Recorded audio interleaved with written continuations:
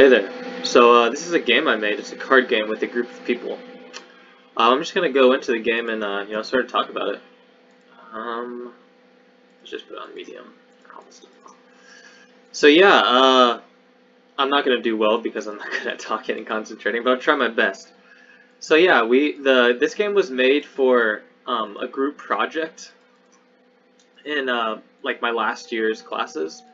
Uh, the purpose of the class was to basically make some product with a group of people, using Scrum specifically.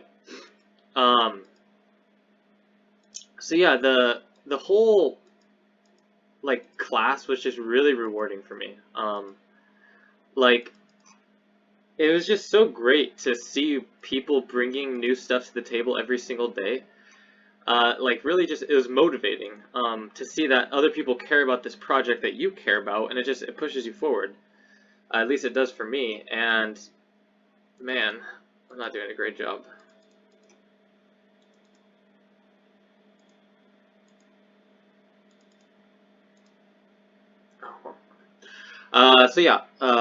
The people who worked on this project were Alan Tran, Joshua Rayuman, Andrew Franco, Angel Lopez, and then me, Joshua Martinez. I'm not going to say what every person did because, frankly, there's just too much. There's minute details, there's bigger details. Everyone had pretty much an equal hand in making the game. And like it was a positive experience for me, you know. Just the like I said, the motivation behind seeing other people's work, but more than that, like being inspired by like they'll bring something and you'll be inspired and then you'll add on to it, and or you'll bring something and they'll be inspired and add on to it, and it's a really great feeling to work together with someone like that. Not a feeling I've had very often in programming, anyway.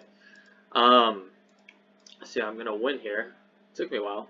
I'm not the best at this game. I think the best in my group was like Joshua Rayuman. That guy had like Rayman levels of memorization. It was pretty dang impressive. But yeah, so that's that. Let's go on to the other parts of the game. So a big thing of the game is it has themes. So I think Terra is my favorite, but Pokemon, I mean, they're all good, but I think Terra has to be my favorite. I think Developer is the most funny. I'll show you that in a second. But yeah, so there's different themes, and what they do is they change the music, they change some of the ending stuff when you either win or lose, and then they change the way it looks. So I'll just show you the developer stuff. So it's supposed to be kind of janky, right? I love this theme. I think it's so funny. What's funny is that I'm gonna turn off the music. What's funny is that we used that theme at the beginning as like an actual placeholder, right? And then it went on to be like it's kind of janky looking, right? So it wasn't supposed to look good, but we went on to like kind of modify it, right? So we could actually use it as like a deck. It's just funny. I mean, it's supposed to be kind of like developers have like janky placeholders and stuff, right? But yeah, so there's some options for both. There's two modes, single player and multiplayer, and there's options in both these. We'll go over the single player first. So let's go to easy real quick. And 6, 5. Let's see. I want to show you what the high scores are. I just have to actually win first. Oh. Okay. Alright. So there's these I love these firework graphics. I think they're pretty great. But yeah, there's these high scores. And obviously the goal, us having high scores, means we want you to play enough to get a high score. These are all just placeholders.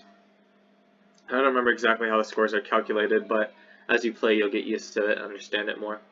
But these are placeholder high scores, but as you get your own high scores that are above these placeholders, it will slowly start to take the place of this.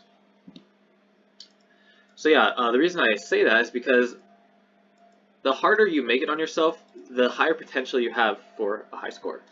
And single player, I should add. The multiplayer, there's no high score in multiplayer. You just have to keep track of that on your own. But I'll get to that when I get to that. So, yeah, so the lives, basically, you have a set number of lives. If you lose them all, you die. I shouldn't say you die, you lose again. You don't die in this game. The timer. If the timer runs out of time, you lose. Difficulty, it being hard, medium, easy. You know, the harder it is, the quicker you'll either lose time or lose lives. And if you have them both, you'll lose both of those. You know?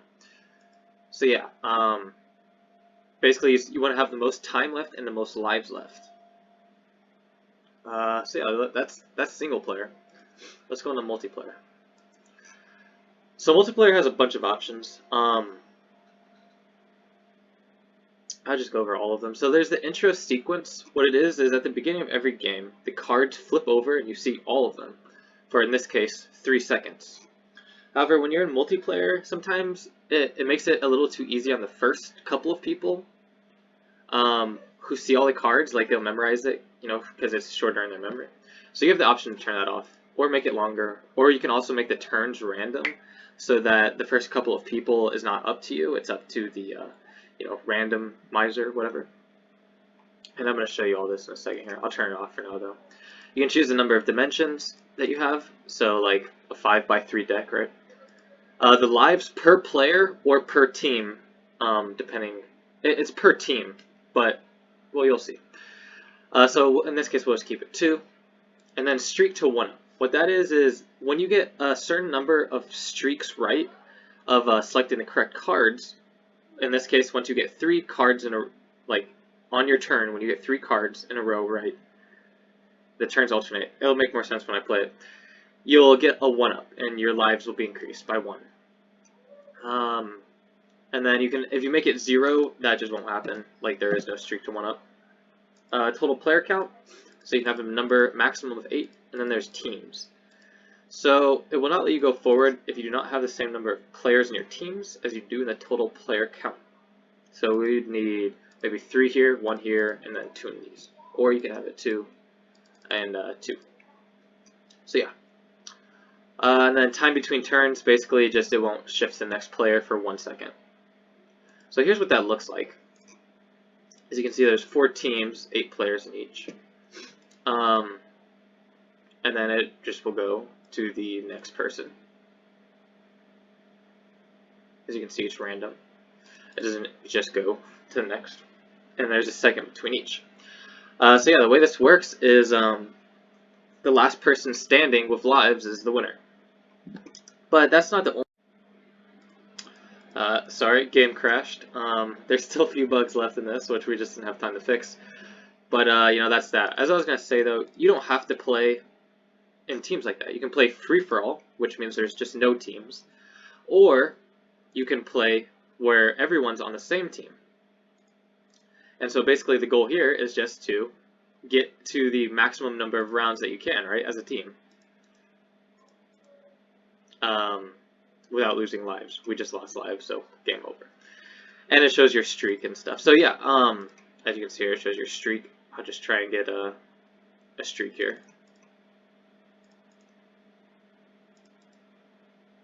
And as you can see, it went to 3, and then lives went up 1. And then it's on round 2. So yeah, you just keep track of the number of rounds that you've made it. It doesn't keep track for you like in a high score list. So yeah, I think that's pretty much it. I want to talk a little bit more about the teams though. So yeah, just a final note is that, like, I really enjoyed doing this. I know I already kind of said it, but like it was such a interesting experience for me that I never experienced before in the computer science major, or even like a professional setting, really. So yeah, it was nice, and I'm excited to do something similar to it again. Yeah, I think that's it. Thanks for listening.